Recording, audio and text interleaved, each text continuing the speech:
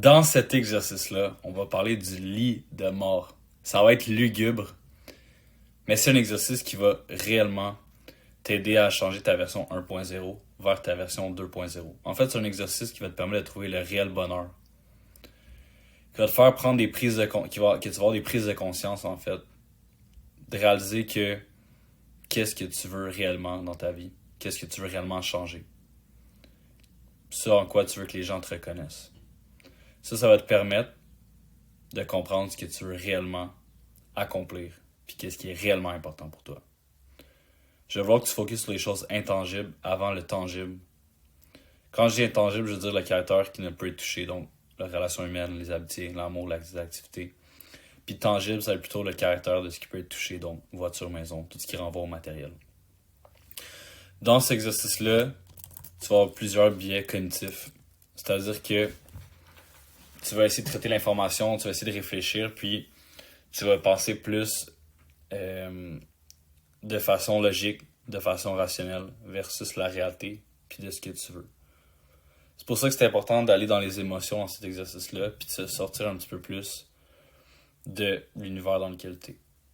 Ici, tu vas écrire une courte description de ton lit de mort. Pour faire naître ta version 2.0, il faut que tu fasses mourir ta version 1.0. On appelle ça aussi la mort neurologique. Donc aujourd'hui, on va créer ton neurologie. Tu peux aller voir ça sur Internet. C'est un principe par rapport, tu sais, plus dans les Grecs, la philosophie, tout ça. Je te mets en contexte. T'es présentement tes funérailles. Ta famille, tes amis ou les gens qui te connaissent, peu importe les gens qui vont être là, qui vont être présents, ils ont décidé de t'écrire un speech pour te décrire, te rendre un hommage. En gros, tes proches vont prendre la parole en racontant qui tu étais, ce que tu as accompli, tes valeurs, ce qui était important pour toi, puis pourquoi on t'aimait, puis on te reconnaissait.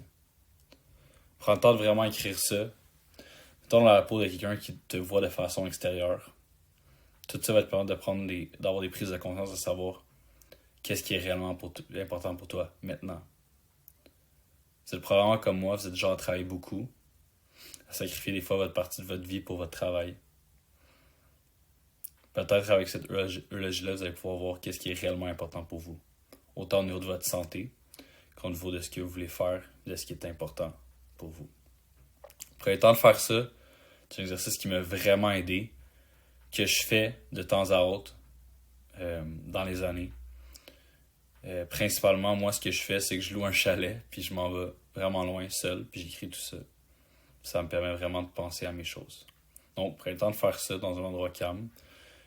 Prenez vraiment beaucoup de temps, je le répète, pour le faire. Ça va vraiment vous aider.